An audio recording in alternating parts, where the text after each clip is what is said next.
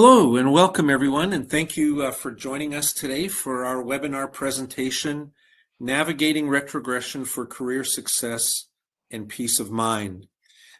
We have individuals from around the world who are continuing to log in, and so just to give them an opportunity to do so, we'll cover just a few introductory items before we launch into our topic for today. First, one request that we always have is that if you would be so kind in the chat section of your screen to just let us know where in the world you're joining us from. It's always very interesting to us to see all the different countries that are represented when we do these presentations. And it's not unusual for us to have individuals from 20 or 30 different countries joining us. So if you take a moment and do that, we would certainly appreciate it. Just in the chat section of the screen, let us know where in the world that you're joining from.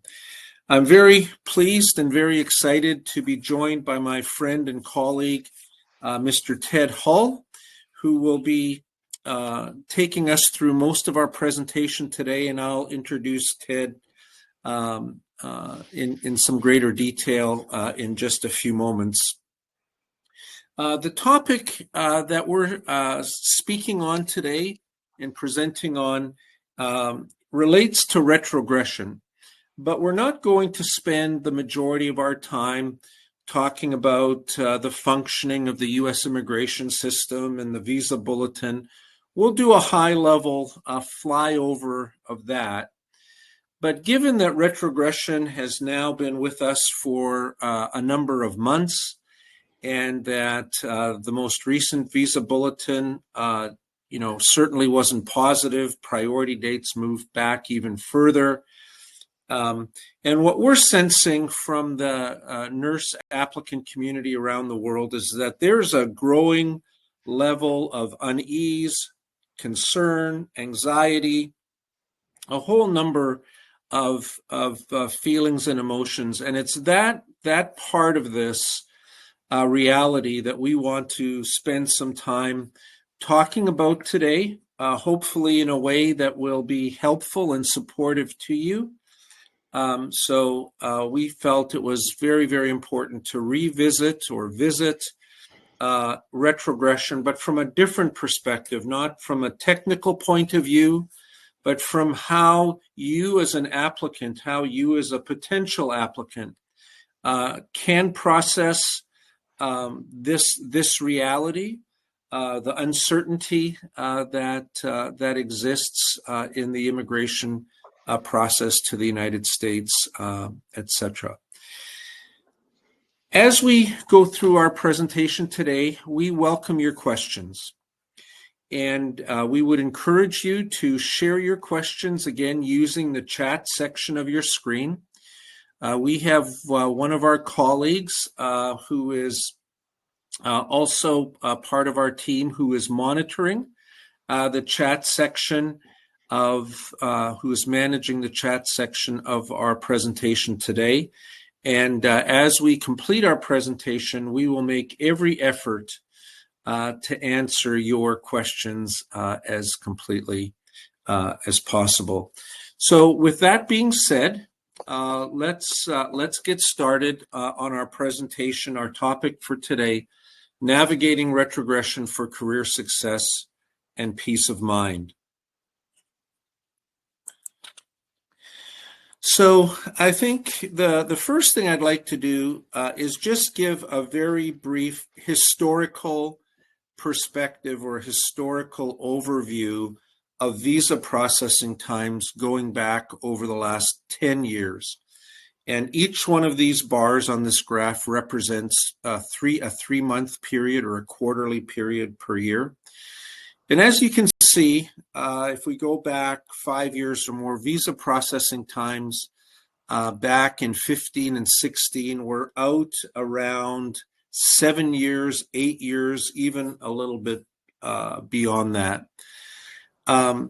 During the time of the pandemic, as we got into 21, 22, you may recall that the visa bulletin indicated that the priority dates were current, and they were. But even when the priority dates were current, practically speaking, it was still taking 12 to 18 months to process an application. And that's indicated here. You can see on the right the indicators of 12 months and 24 months. Up until this summer, we were in this 12 to 18 month time frame. Then in the last couple of months, we've seen the processing times extend out, which, as I said, is certainly not welcome, but it was also not entirely unexpected. August and September marks the end of the U.S. government fiscal year. And as you may be aware, on October 1st, there's an additional new annual allotment of visas that historically has had the effect of bringing the processing times back closer to current. So given where we're at now, we're at the end of August 2024. The September visa bulletin has been published. It was reflected on that chart that you just saw. October visa bulletin is always a very important time of year, as I said, because the new allotment of visas for the next 12 months comes out. We're looking for that visa bulletin to be published somewhere between September 15th and September 20th. That's normally the time of month that they come out. And of course, as soon as that information becomes available, it's our practice to share that via all of our social media channels. Question that we're asked often is, what do we think is going to happen? What do we think the priority date's going to be? And the honest answer is nobody knows. Now, we can look at historical patterns from the past, as well as we can interpret some of the information that does come out from the State Department. We believe that the processing times come the October, maybe as long as the November visa bulletin, are going to return to that 12 to 24 month timeline. So we're optimistic. The clients that we work with, they remain optimistic. They understand that international recruiting is a medium to long-term strategy. So that's just a bit of a high-level view. Hopefully the historical perspective is helpful to you, and just a few brief comments on where we're currently at. At this point, I'd like to more fully introduce, as I said, a friend and colleague, Mr. Ted Hull.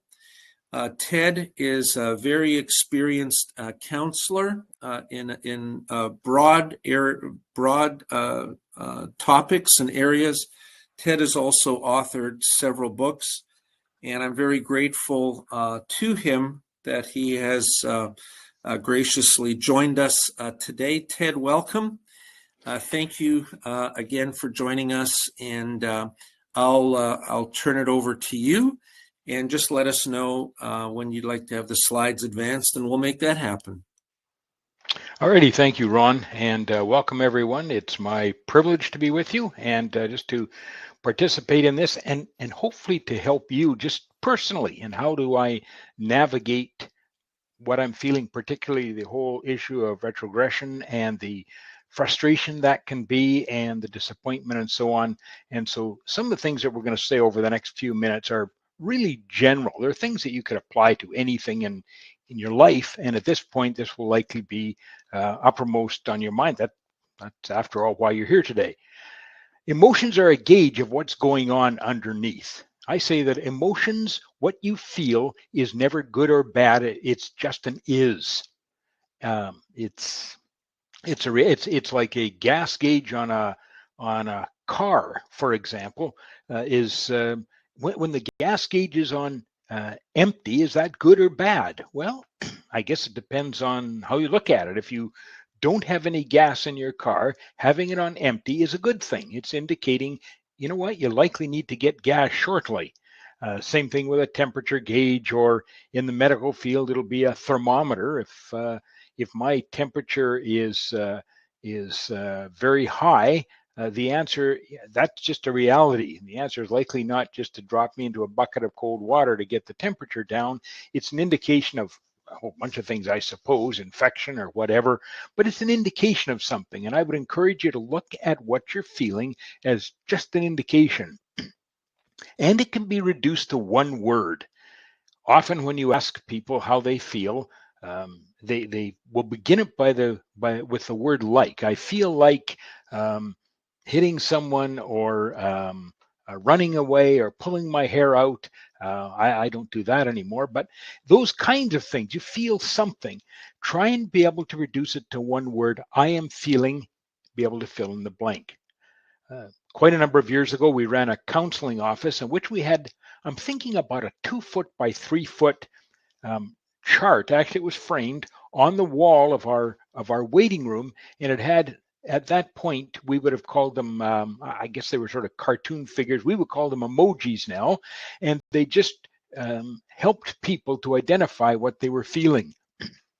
And so, and it would be one word. We've got emojis now. When you have an emoji and you slap it onto the end of an email or some kind of text, the emoji expresses something that person is feeling. If they're winking, they're likely trying to, I don't know, trick you into something. Or if they've got tears, it might be because they're crying, or tears because they're laughing. But it can be reduced to a word. So I'd encourage you this morning or today just to think about what is that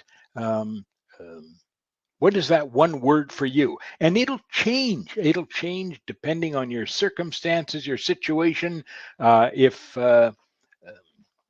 you're stuck in traffic, then it becomes one of, how do you feel? I feel frustrated. So try and think of that in any context, and particularly as we talk about retrogression. Some of you might be very relaxed about it. You're not too worked up about it, and others, there'll be varying degrees of pressure. Okay, if we can go to the next slide. Yeah. There we go. Okay. Okay. There are three, what I would categorize as three major emotions. And the first one is anger. Anger is the emotion I feel, or what I experience, when for me in my situation, it must be a certain way, but it's not. That can be anything. It can be, like I say, it can be tied up in traffic. It can be I'm not happy with my breakfast. It can be anything that I want something to be a certain way and it's not. And that general emotion is anger. Now, there's a whole variety of emotions that flow into that, but that could be one emotion, and that may be what you're feeling, even in the context of retrogression and Ron's information. It says, you know what? Over the next little while, it may not get any better, and so you feel angry. Not sure what you're supposed to do with that, but at least you can identify that it's angry. And I can back that up for you and say, because it being your application, the process, the timeline, you expected it to be a certain way and it's not, and I'm angry. Or it might be for something, and it may not even be doing with retrogression. It can be something else. Whatever it is, must be a certain way, but it might not be. If we're talking about your visa application, you have an idea in your mind of what that should look like, how it's going to roll out, but it might not be that way. Something might go sideways, and because of that, you feel anxious. We talk about anxiety as being something that's difficult to, at least I do, difficult to identify or difficult to name, different than worry. Often we say, I worry about something, but anxiety can be just that floating sense of, I'm not sure what's going to happen. Particularly if you're in a visa process, you're moving to a different country, a different culture, a different job, a different situation, and What's that going to look like? And there's just a general sense of anxiety. It must be a certain way, but it might not be. I have expectations or ideas, but it might not be that way. That will often be characterized by the word anxious or having anxiety. The third one, which is maybe less applicable in this situation, but it can be in many parts of life and for people, it must be a certain way, but I'm not, and I feel guilty. From that, it's people who have an expectation, or you may have an expectation that people expect you to be something or do something, but you're just not there. One example is a big example for people is parenting. I'm supposed to be a good parent, or even in the medical field, I'm supposed to be this way, but I'm not, and I feel guilty. It's my fault. And you can even feel that in the process of retrogression. It must be a certain way, but maybe it's my fault.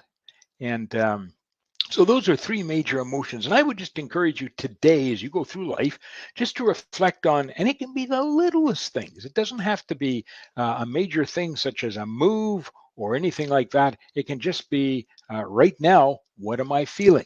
As I came on to this webinar this morning, I would confess I feel a little bit of anxiety.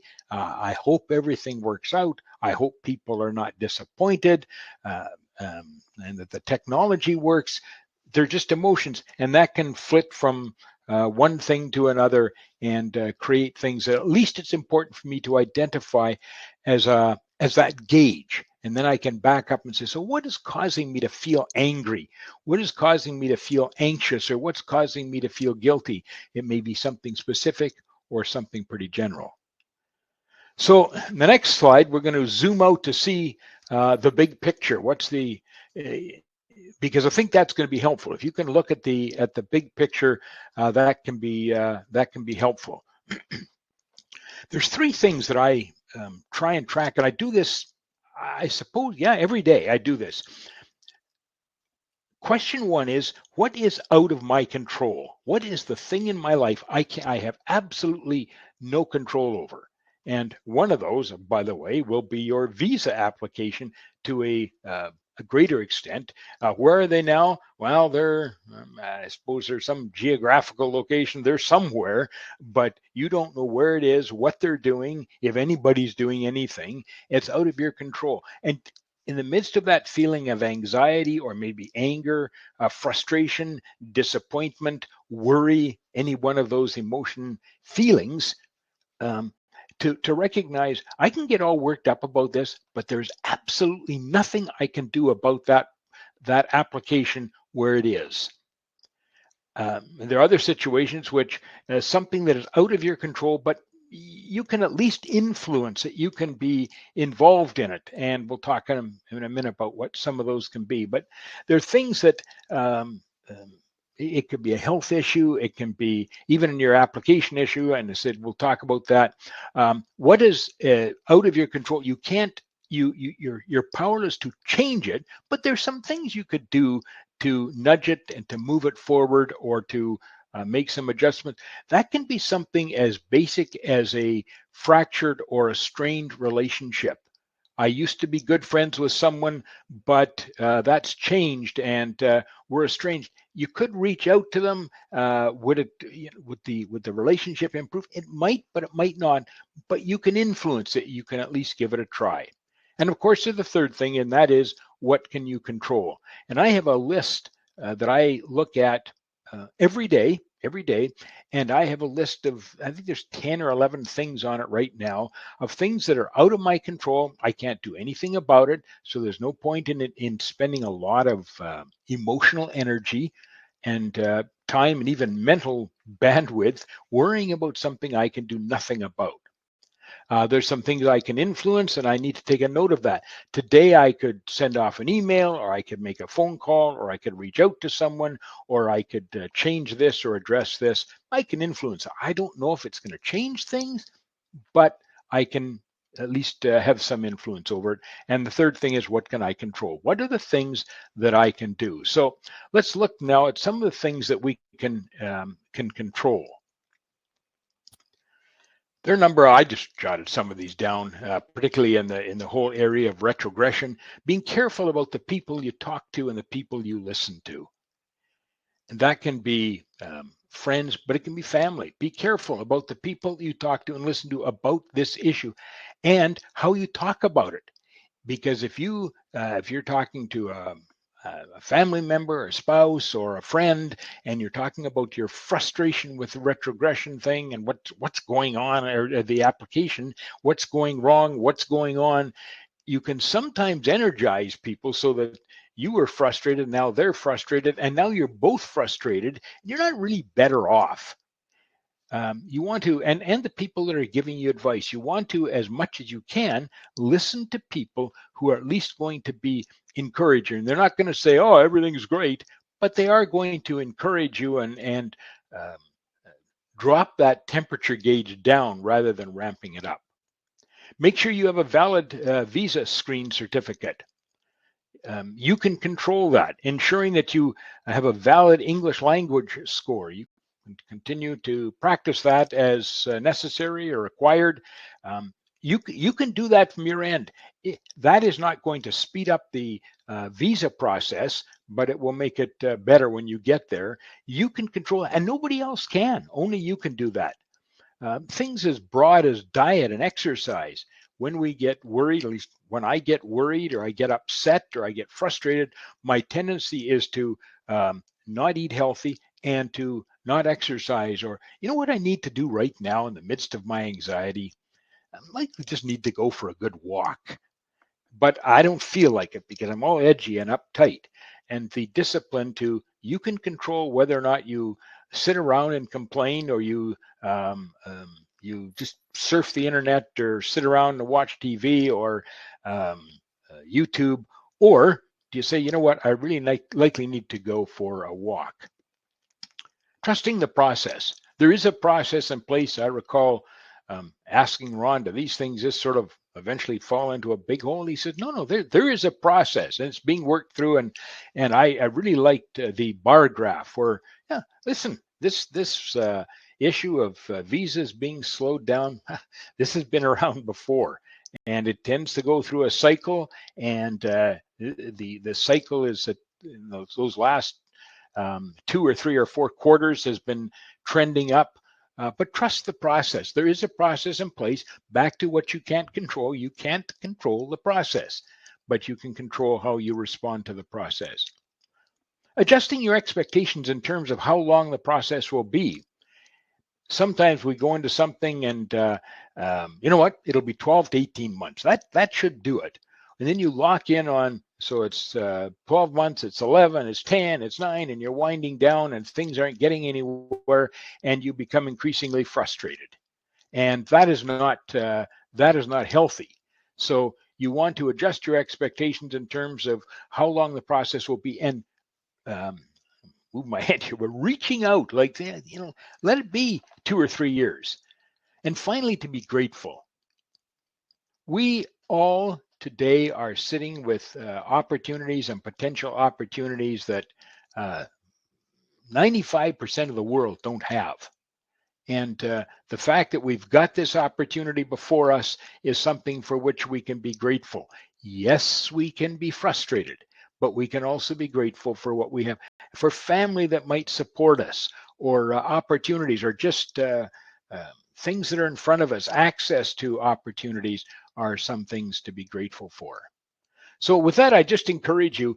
I think my advice to you today is tune into what you feel. Just take a look at the temperature gauge and say, this is what I'm at, where I'm at in the process of the whole visa issue. But it can be in dozens of things today that you just to tune in and say, what's the one word? It's not, I feel like doing this or acting in a certain way, but just I feel, and then allow that to go down further and say, what's underneath all that? And to hopefully give you some perspective in the midst of what you're dealing with. So hopefully that's a little bit of helpful for you to work on. Yeah, Ted, that's excellent. Thank you for sharing that.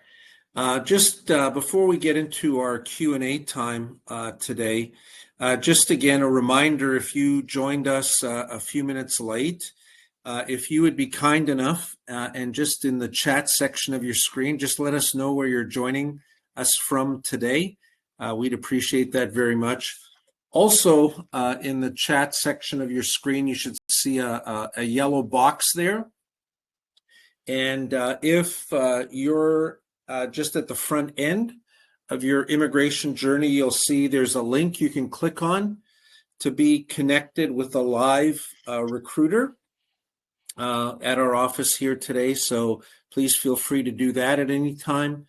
There's also, you can find information on how you can earn money and be compensated for referring your nursing friends, or if you'd like to submit an application. Those links are all there in that yellow box, and please feel free to use those as might be appropriate for you. Ted, question that I have, in discussing the three major emotions of anger, anxiousness or anxiety, or guilt, there's kind of one more in there that I'd be interested to hear your thoughts on, and that's this emotion that I would describe as disappointment. And I think, a lot of the nurse applicants have expectations for themselves, for their families, but also they're motivated by wanting to being able to support their families back home when they're abroad. And I think quite often this profound disappointment is felt. Just would be interested in your comments around disappointment and dealing with that. I think when you use the word disappointment, Ron, I'm thinking this is just right now, but I think sort of a pot. It's the anger and the anxiety or the guilt often flow out of that feeling of disappointment. I feel disappointed, and the response to my disappointment, which is an emotion, becomes anger, or it becomes anxiety, or it just becomes guilt. And guilt, anger and anxiety can be about a situation. Guilt is, I'm disappointed in myself. And so some of those, you can either look at all those emotions flowing into disappointment, or disappointment is just the reality. It's the thing about life that I am experiencing. I am disappointed, and different things will disappoint different people. But I'm feeling disappointed. What is my response to that? And being able to recognize the disappointment. And again, if it's helping family, that can create some things. It just, even as I think about it, Ron, the expectations that my family have of me, that makes me angry. I wish they weren't so demanding. I wish they didn't expect so much of me.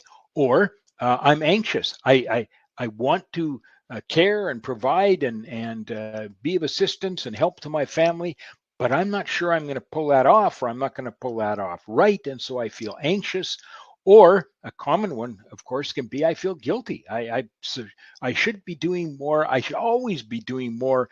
And I am disappointed in myself and feeling that sense of guilt because I'm not being the kind of individual I should be. So that disappointment, and I keep moving my hands here like this, but it's sort of like that pot out of which many of these emotions seem to grow. Okay. And we live in a tough world. We are just facing disappointment all the time. We face disappointment with our spouses, with our children, with our job, and with our visa applications. It's just there, and it's there likely more often than some of the good things. And that goes back to this issue of being grateful. And being disappointed, we can be look at what we are disappointed in, but we certainly have some things, lots of things for which we can be grateful for at the same time. Yeah. Great insight, Ted. Thanks so much for sharing that. And thanks also for commenting on, when applicants think about the things that they can control, the just sort of the technical requirements, things such as making sure you have a current visa screen certificate, making sure that you have a valid English language score. these are productive and necessary things that applicants can do during the process so that you are in the best possible position to move forward as the visa situation becomes available. So CJ, I don't know if we've received any questions via the chat. Again, just to remind everyone, we are certainly open to answering questions that you may have. We'd be interested in hearing from you about how you're coping through this time of retrogression, feelings that you may be experiencing. We'd certainly welcome your feedback and input in that regard as well. So again, just use the chat section on your screen to communicate with us, and we'd certainly be happy to respond. CJ, have we received any questions so far? Okay, yes, Ron. Well, we have questions from the chat. And so I think we can start with this question. And this question is from Prince. He said, I know it's hard to predict, but do you think the next visa bulletin can cover December 2022 priority date? Yeah, I think, again, let me just be clear. Nobody knows exactly. In fact, the U.S. State Department has to do a reconciliation and a calculation each month to determine where the priority date's going to be. But if the question, is it possible to have the priority dates move up to December 2022? I think it's possible. And if not in the October visa bulletin, maybe in the November visa bulletin. So is it possible? Yes, it's possible. Do I think it's likely? Again, my opinion only is that it's possible, but that I think we would be very pleased. We would be very pleased if the October visa bulletin moved all the way forward to December of 2022. Yeah, awesome. Okay. So we have here like general questions from our viewers, like from Ali. Sir, do I need to have current clinical experience in order to apply for USRN? The short answer to that question is yes. Acute care inpatient bedside experience is optimum. U.S. employers have no difficulty hiring new graduates here in the United States. So their interest in candidates that are effectively new graduates, those without any experience that are abroad, generally those applications are not pursued by U.S. employers. Okay. Next question is from Annalita. The question is, am I allowed to work abroad while waiting for my priority date to be current because of the retrogression? The short answer is yes, absolutely, not a problem. Yeah, so I'll just leave it at there. The answer is yes. Cool. And this one is an interesting question, Ron. This is from Maureen. Hi, Ron. Does this retrogression means the demand of foreign nurses is declining? No, it means the exact opposite. Retrogression occurs when there's more applications received than there are available visas. When that happens, a line or a backup line starts to form, right? Think about standing in line for concert tickets, right? There's a certain number of tickets that are available, and the people at the front of the line, they get tickets obviously faster than people that are in line behind them. The fact that there's a limited number of tickets doesn't limit the number of people that can stand in line, right? So there might be 10,000 tickets and there can be 20,000 people in line. But those, the last 10,000 people aren't getting tickets until another event is being scheduled. In this case, that event would be when the next allotment of visas becomes available. So retrogression is a clear reflection of the reality that there's great demand for these visas. Awesome. Okay, we have like specific questions. So let's try this one from Mary.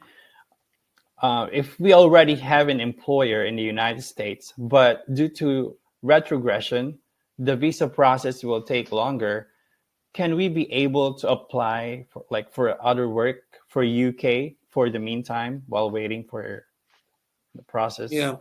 It's very similar to the question of can I work abroad? And the answer is yes, absolutely yes. Mm-hmm.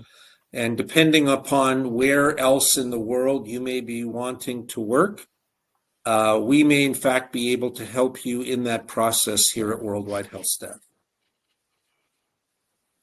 Cool. How about this one?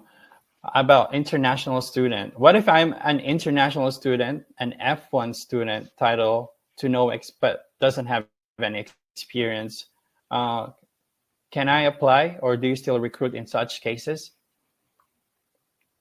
Yeah, F1 is in a very tough position currently given the visa situation.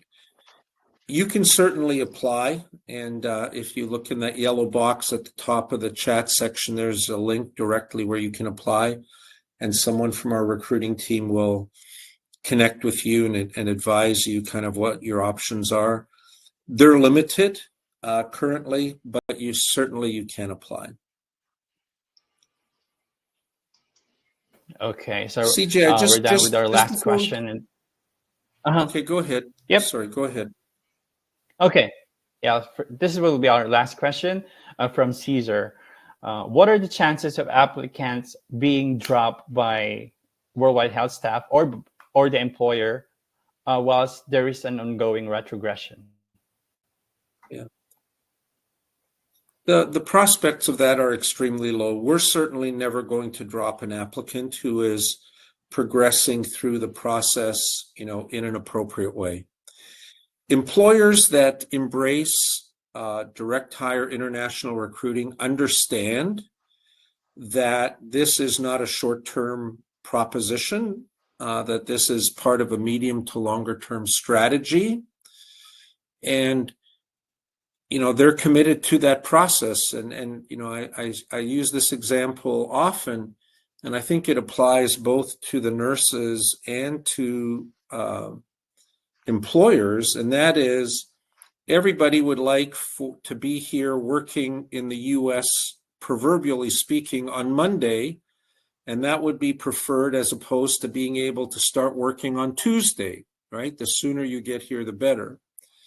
But in reality, if a nurse arrives on Thursday or Friday, the employer still needs them and the nurse is still here.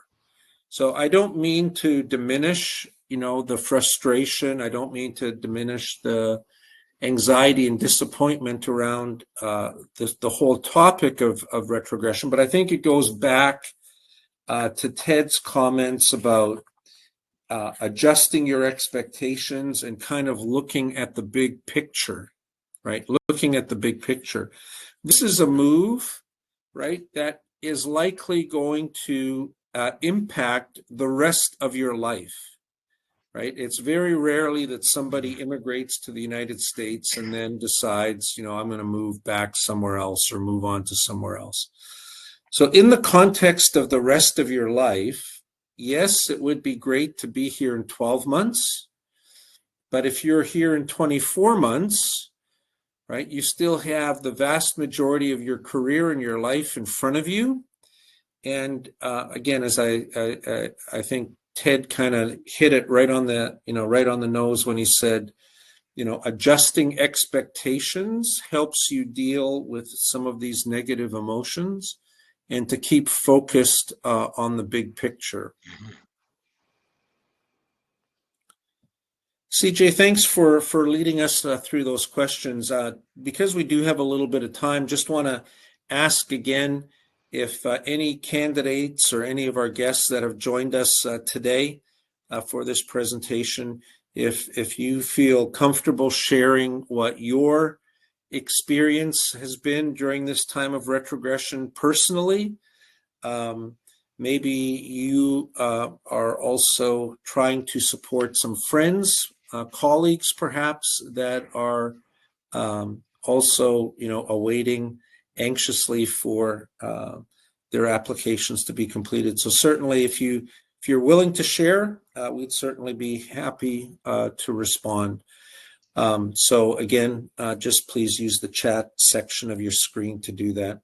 Ted, as we prepare to wrap up today, firstly, again, thank you for joining us today. And just any sort of last thoughts or summary thoughts that you would share with our audience today.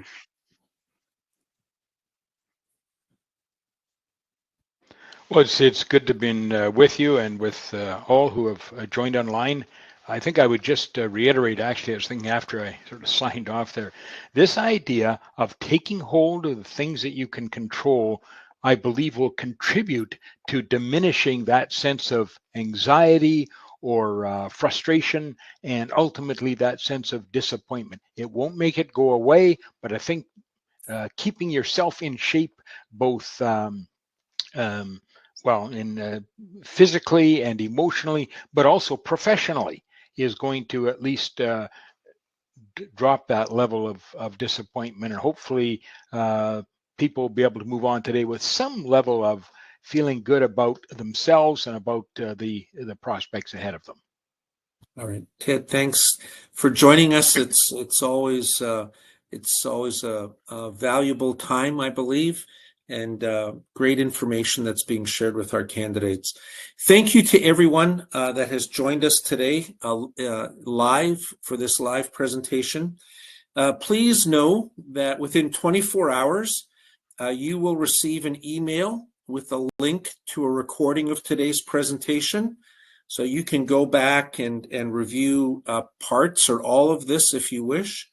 Also, please feel free to share that link with any of your nursing friends or colleagues, or feel free to share on your social media channels if you think there are others that are within your networks that would benefit from the information that we've been able to share.